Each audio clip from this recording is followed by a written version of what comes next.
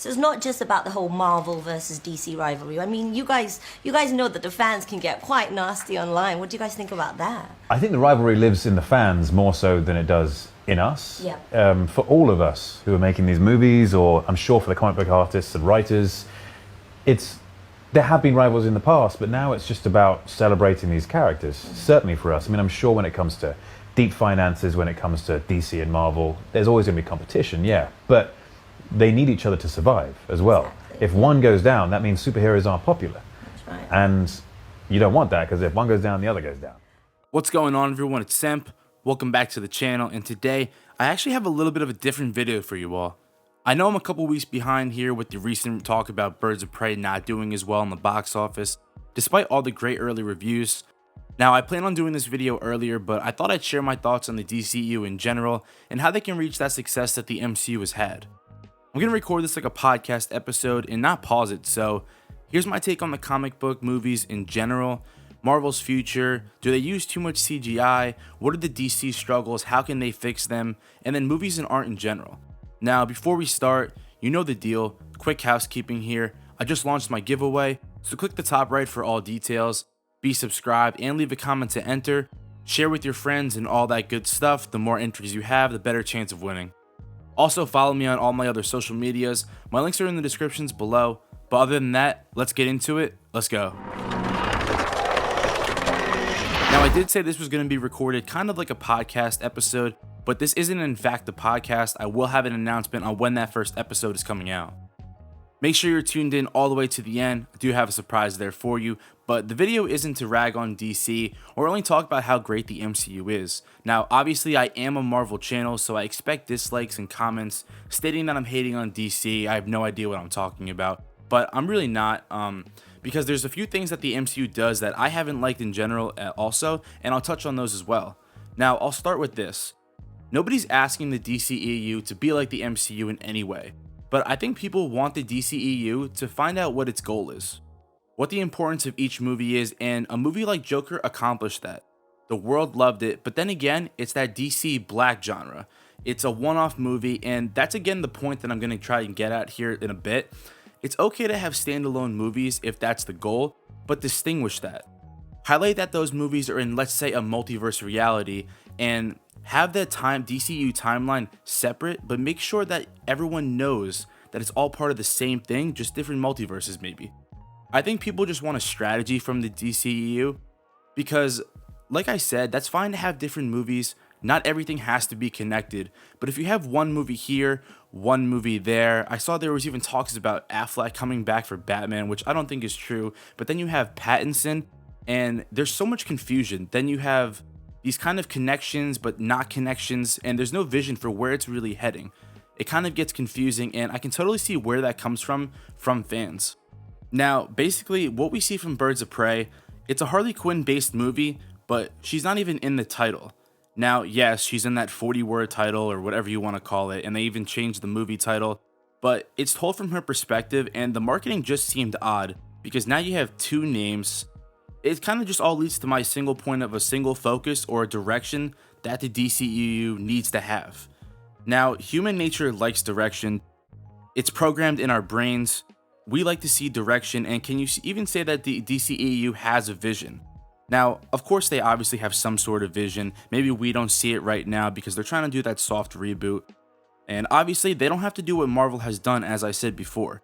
And quite frankly, nobody's asking them to do that, but people enjoy the connections between characters and between movies, and that's kind of like the same reason with the Spider-Man deal in the MCU.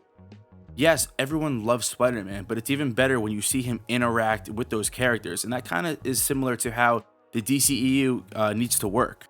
So when you have this movie, and then you have that movie, and then it's the Infinity Saga, and then this character meets this character, everyone who follows the MCU knows what's going on. And I think DC fans just want to experience that. You saw that success and the love that fans had for Crisis on Infinite Earths. And why don't they just continue with that idea of connectivity within each movie? Now, yes, it gets confusing because you had old characters and new characters, but that idea of connectivity, I think that's what they should do. And they should just, quite frankly, do that soft reboot, but do it to perfection. know that you're doing a soft reboot. Don't try to connect old things to new things. Don't even have rumors that Joaquin Phoenix's Joker would ever cross with the Batman. People like entertainment for what it gives them and for how easy it is to just ingest things. They love to specifically watch it and how it affects them, and I think that's why Kevin Feige is such a prominent figure, because people fell in love with his work ethic, and he took a company that was on its last leg and he made it, he made Iron Man, and he continued a vision. Now, I don't follow DC as much, and I could be wrong, but I don't see a visionary like that for DC who's at the forefront, who people talk about, who they connect with. And that's important because people match faces to branding, they match how you work a company, and when you see Kevin Feige, you think of the MCU. Now, because I believe that DC's problem right now is mainly that soft reboot in marketing while maintaining previous films, and nobody likes to deal with that confusion. Like I said, people watch films for the film, to discuss, be passionate about it with others, and in general have fun because we enjoy the product, and it's awesome to see characters even being able to be on the big screen. I mean, think about it. In 1950, could you have done what comic book movies are doing right now? It was impossible.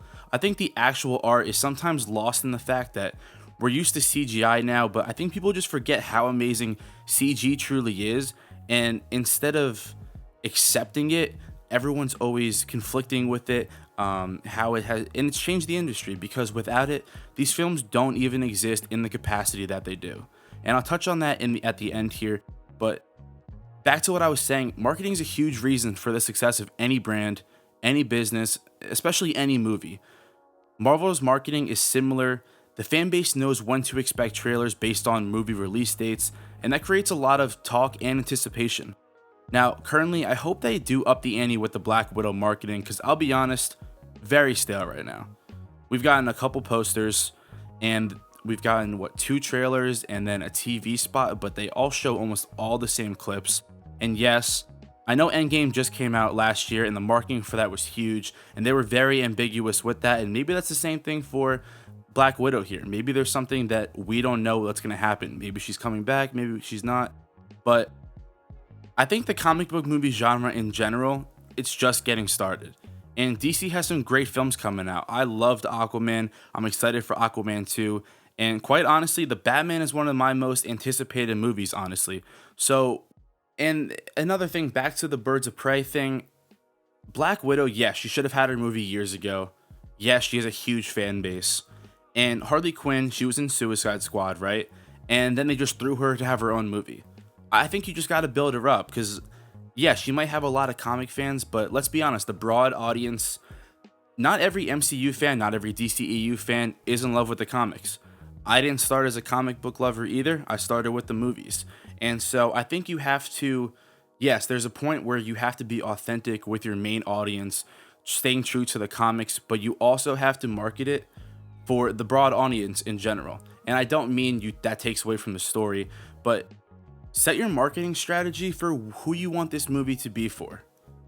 Know what it's for, know who it's for, know who you're targeting, know that there's a big audience wanting to see this movie. I think Birds of Prey just got kind of lost in the grand scheme of things overall, and I'm not hating on Birds of Prey at all. I actually love Margot Robbie. She's been in some great movies, but in general, I think all comic book movies, let's just drop the arguments, help both the DCEU and the MCU succeed, because let's be real, competition never hurts anyone, and I want to see the DCEU, I want to see DC be successful, and I think they have a formula that could be. They just have to get that vision and just run with it. I hope nobody takes this video or what I'm saying too serious or bashes me, but because I'm not hating on either. Obviously, I'm a huge Marvel fan. And DC, yeah, I mean, I'm not the biggest fan, but I have seen the movies. I do like certain characters. Huge fan of Batman. Aquaman was awesome. So, like I said, I mean, competition, it doesn't hurt anyone. It only elevates things, and this genre, it's just getting started. The future is so bright. There's so many things that can be elevated, and I just can't wait to see what's going to happen. So I just wanted to share my thoughts. Thank you for tuning in. If you have any comments, please drop them down below. Don't forget to like and subscribe. And Warner Bros., if you're listening, release the damn Snyder Cut. And I'll catch y'all on a blip.